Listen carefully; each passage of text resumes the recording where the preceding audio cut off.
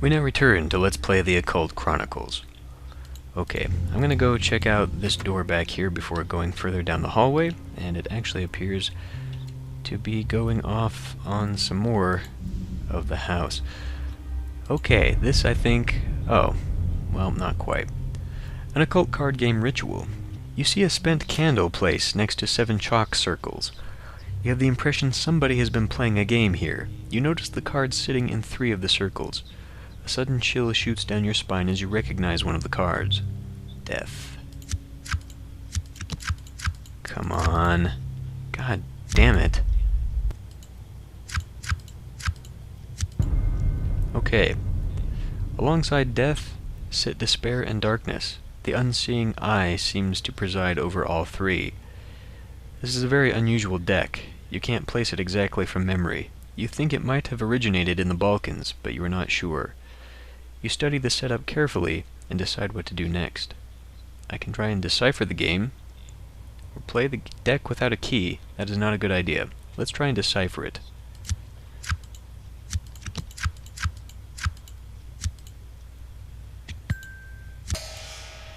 You recognize the deck and the setup. It's clearly the work of the Red Hand. You thought the cult had been utterly destroyed. Why would a divination deck be set up here? Okay.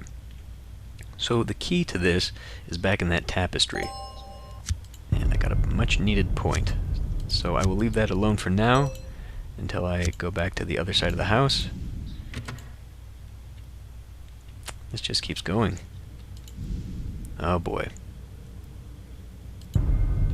The broken circle. Your eyes are immediately drawn to the dancing flames. They seem to have no source of fuel, but are confined to a chalk circle enclosing a pentagram. At each point, a small votive candle still burns. Then you notice the robed body sprawled on the wooden floor. You step closer. As you advance step by step, you begin to feel uneasy. You sense a powerful evil presence in the room, and a chill runs down your spine.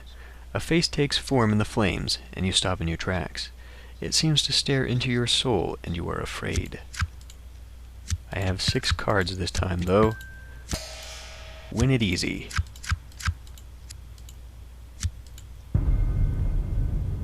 You have stumbled upon the scene of demon summoning gone wrong.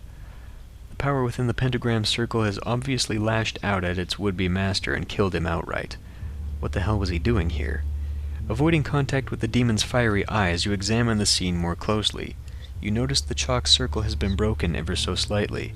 This must be what led to the demise of the robed figure, lying prostrate before you. Who knows what this poor evil soul had in mind that would compel him to consort with demons? You must tread carefully here. Okay, I can search the body, which is what I need to do for the fireplace demon.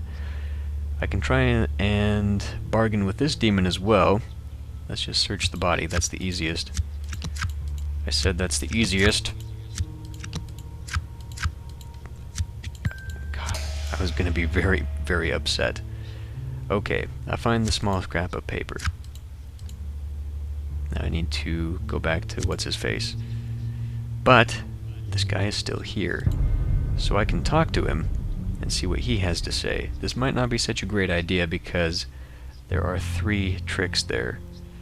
I think I can deal with all of them, actually. Okay, let's try doing this. Initiating the communication with the lost sign language of Chaldash, you establish contact with the demon. Okay. The demon wants your help and threatens to kill you and take your soul, just as it did this sorry acolyte lying at your feet if you do not cooperate. In this house, a worthless servant of his has been trapped in a ritual of summoning. It was bound by the acolyte to a fireplace as a crude joke. On its mantelpiece is an old slip of paper with writing on it. Bring the paper back here so he can release his servant and punish him. If you do this, he will reward you. Okay. So I can do that, and I believe the fireplace demon will still be there as well. I have to go all the way back around to get to him. A creepy mortician.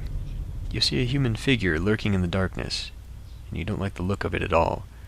It steps forward from out of the gloom. You are confronted with a strange and unusually tall human, who towers over 6.5 feet.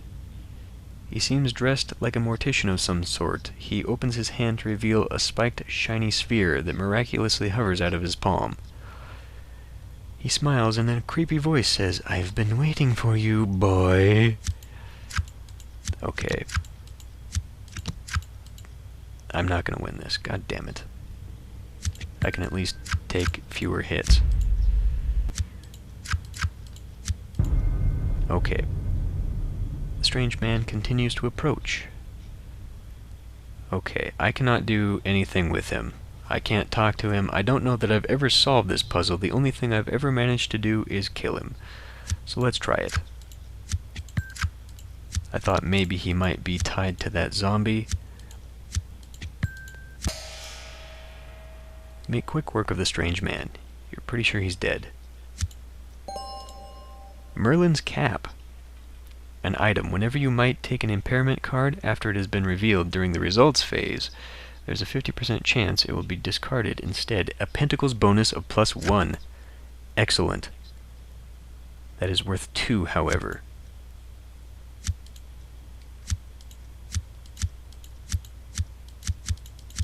Could I not take it?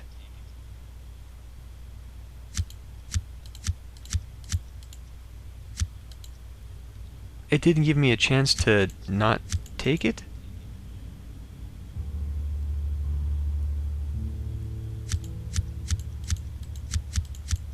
Because I couldn't switch out anything, I guess. Is that what that was saying? I mean, what...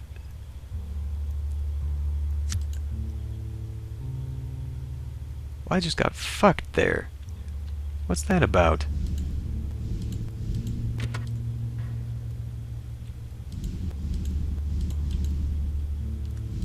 I hope I didn't do something stupid and actually not take it. I'm gonna have to watch the video again. I'll be upset with myself.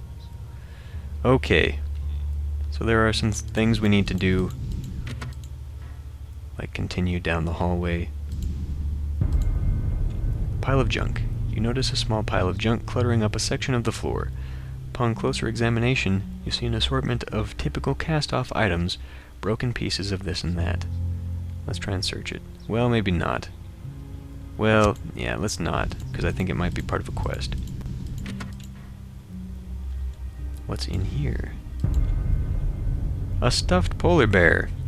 You thought at first it was some type of decorative statue, but as you get closer you realize it's a large stuffed animal. Its white fur, black nose, and ferocious claws reveal it to be a polar bear in point of fact. Suddenly the polar bear begins to stir. A ghostly green vapor seems to be animating it. You have seen this type of possession before, and it never ends well. Apparently not. God.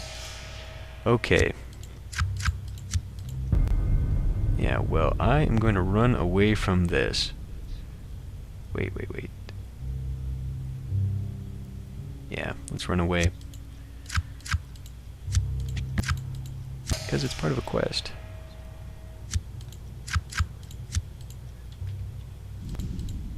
Fortunately, it's not going to follow me. More stairs up. Another hallway. What's here? Big kitchens. That's a refrigerator. You come across an odd sight for this house, and that is saying something. Before you stands a 1922 Kelvinator refrigeration unit. Who knows how it got here? You notice that the door is hanging slightly ajar. Your eyes are drawn to the interior of the main porcelain cabinet, and you are shocked by what you see. Jars and jars of internal organs, some human, some you're not sure of. Oh, come on. Well, I'm not gonna... I failed. Unless there's an ace in there. And I just played the ace, so there won't be. So... Wait, this is not a... This is only available for combat. Okay, I failed. Rows of neatly stacked transparent jars and specimen dishes containing organs and tissue samples fill the inside of the main porcelain cabinet, each labeled in a neat mechanical handwritten script. You glance over the labels, noting something of the stranger ones. Krogan, Asari, Drell, Turian. On the bottom shelf is a rack holding dozens of vials, each also neatly labeled. Zoogle venom, trace of the beyond, Ginnatz's acid. We'll have to wait for next time. What's in here? Nothing, thank goodness. It connects to that. So let's go back up here before going down there. Another dining room with a ghostly dinner party. It seemed impossible at first, but slowly recognized the sound of clinking glasses and the soft murmur of conversation. A long dining table stands in front of you, surrounded on all ends by dusty chairs. As you come nearer, you think you detect some movement around the table, and the hairs on your arms begin to stand on end. It's suddenly very cold, and I just noticed there's an eye there. Or a face, rather. I've looked at this picture a couple times, and that's the first time I've seen the creepy little face poking out there. A ghostly face peers out from behind one of the chairs, and in a heartbeat, you see the apparitions seated all around the table. The scene twists at the threads of your sanity. Come on, game. There we go. You are confronted with a very unusual scene. You stand before a dinner party of ghosts, who, for the most part, seem completely oblivious to your presence. Occasionally you see a ghost looking around as if trying to find a servant. However, most seem fully preoccupied with ghostly gossip and dinner chatter. Let's try and listen in on the ghosts.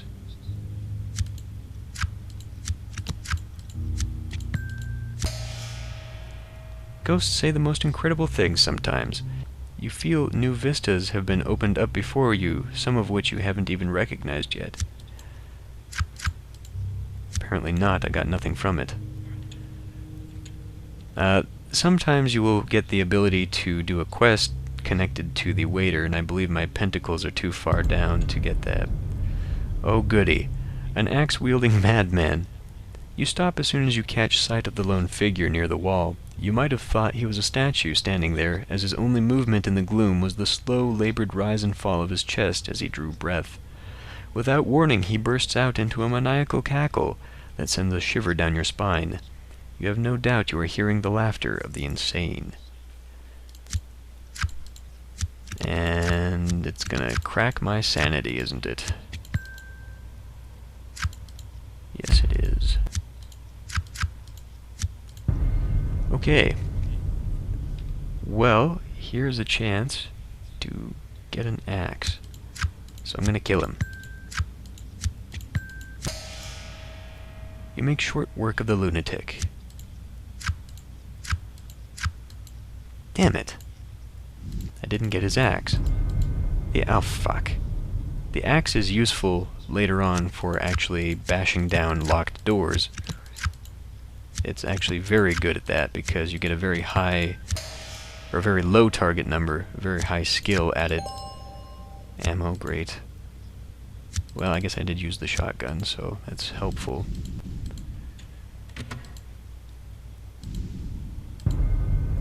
Finally, the knife.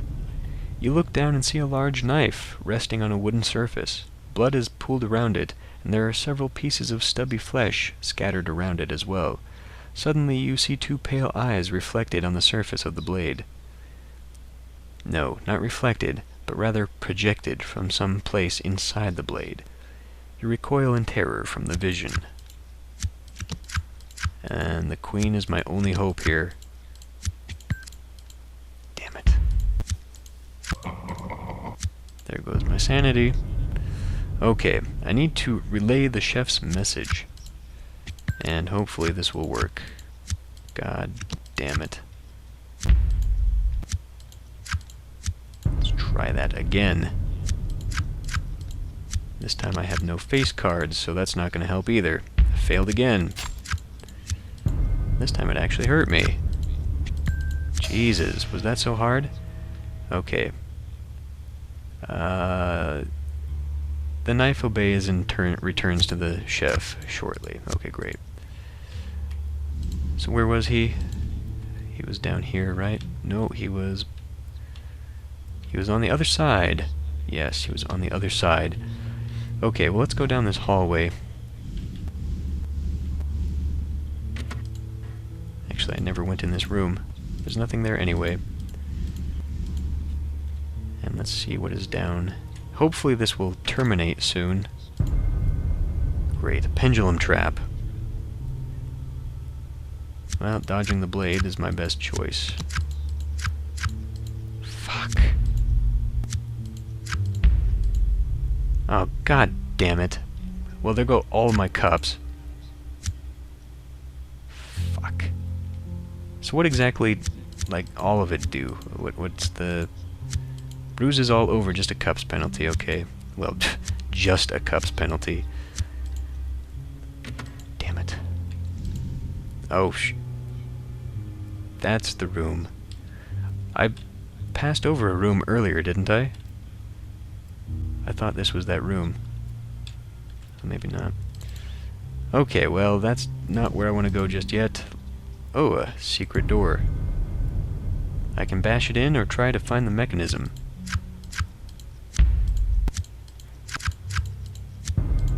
Let's try and find the mechanism. You search around and find something. I'm not going to read all that. And it goes down. We don't want to go down. A man-eating plant. You hear a rustling sound and pause to locate it, but it quickly stops.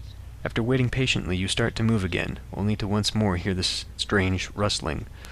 It sounds like a bush being shaken for its berries. Without any warning, a 6-foot plant creature leaps out at you. Its tentacle-like vines and roots reach out to entangle your feet.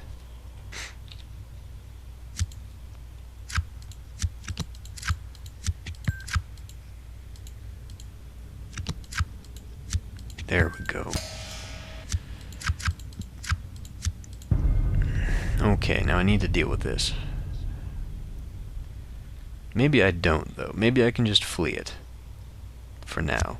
And then we'll come back and deal with it later. Because some of these... I'm not really sure. Some of these encounters might be quests, and some of them you might just have to kill. A row of talking busts, okay? You notice a row of sculpted marble busts against the wall. You count 4 until you notice one has fallen to the floor and subsequently cracked in half. A sudden chill comes over you as you watch in amazement as the faces on the busts begin to move. Lips pucker and cheeks flex as if they are warming up for something, and then they begin to sing.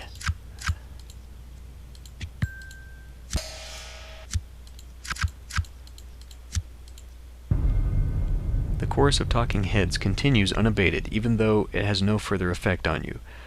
The heads seem to be having too good a time to stop. You are certain that some sorcerous curse has bound spirits to these busts as some sort of punishment. Just who was being punished, though, is an open question. Well, let's interrupt them. You enter a trance and start singing along with them. It's painful, but by messing up the words and being dreadfully out of tune, you get their attention. Soon they are begging you to stop. Okay, so they want me to find that gargoyle. The busts were once members of a family that resided here. The story is muddled and conflicting from the various heads, and you are sure they are lying about what happened to some extent, but the short of it is that they were cursed by a Black Lodge sorcerer. They are unanimous in their opinion, though, that you can help them. The sorcerer also cursed a statue of a gargoyle. It resides somewhere in the house and contains a coin inside that, when used properly, can break the curse. So I need to go back and destroy that gargoyle, which was on the other side of the house. Crap. A Teslarati scientist. You are confronted with a creature from some type of horrible nightmare. It towers over 7 feet tall and seems covered in a sickly, translucent slime. You can only describe it as a combination of a snail, cucumber, and octopus. You fight to control your revulsion. This thing is not of our world. It must be from another dimension entirely. You feel overcome with dread and a sickening revulsion.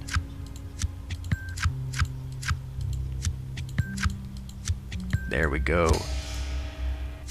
Your mind is strong. Even stronger now. After the initial shock of seeing this strange creature passes, you're pretty sure you can identify it. You remember your briefings on the Tunguska event of 1908. A portal had been opened by this interdimensional race of aliens, known as the Teslarati. An invasion had been foiled by a precursor to the ODD, when the portal generator was overloaded. It had been a narrowly won victory. An interdimensional war had followed. This creature must be a scout sent over to do reconnaissance. Perhaps the energy of this house served as a beacon to pull it here. It seems to have been working on some sort of experiment. Well, all I can do is kill it. So let's try that. The creature is mortally wounded and crumples down into a gelatinous heap. Ooh, a new weapon. The brain canister. Having dispatched this foul interdimensional monstrosity, you look around and immediately recognize the thing's handiwork. It's been working on creating assistants called brain bots. On the table is a canister containing a human brain. You can't be sure if the thing is even alive anymore. The body has obviously been destroyed. It's kept alive by a network of power cables. Why this one was singled out and not put directly into a crab bot is a mystery. Was it being tortured or interrogated? So all I can do is destroy it, because I don't think I can talk to it, but for now I'll leave it alone. There might be something else in here, and there is a brain bot. God damn it. You hear the taps of its metal legs on the floor, and then you see it emerge from the shadows. A brain bot. Soldier slaves created by the Teslarati from human victims to fight their interdimensional wars. They are quick, efficient, and merciless. Nothing remains of their past humanity. The thought of it is horrifying. And I did it. Good, good. Okay. It seems to be on patrol. You should act quickly before it summons reinforcements. I can attack it. I think a shotgun is necessary here. I need all the chances I can get. There we go. The brain bot sparks and sputters as the cerebral fluid leaks out of the brain case. Okay, well, what is this? A Teslarati generator. You are confronted with a strange machine that seems to hiss and crackle with otherworldly energy. There's something very odd going on here. You sense it might be dangerous to get too close. The technology reminds you vaguely of photographs you saw that were taken during the first interdimensional war against the Teslarati. This might be a portal generator, and if so, that is bad news. You remember what happened at Tunguska in 1908. That's all I can do, really? Okay. Well, I think in order to talk to this, I'm going to need higher psychics or pentacles. And he is probably going to tell me to destroy that, so I will save both of those for later. There are a few quests I can take care of right now, though. I've got a few things that I can do. You know what, I might need to go through here because the other part of the quest might be in here with that. So let's go quickly look inside this room. No one else is here. Okay, well, I know what that is. It is related to the polar bear. I would like to go through, deal with the chef, the, gee, where'd he go? Well, the butler, and, what else do I have? Oh yeah, the fireplace, the tapestry. There are a few quests I can go back to the other side and deal with. So, I'll end this one here, and I'll see you next time.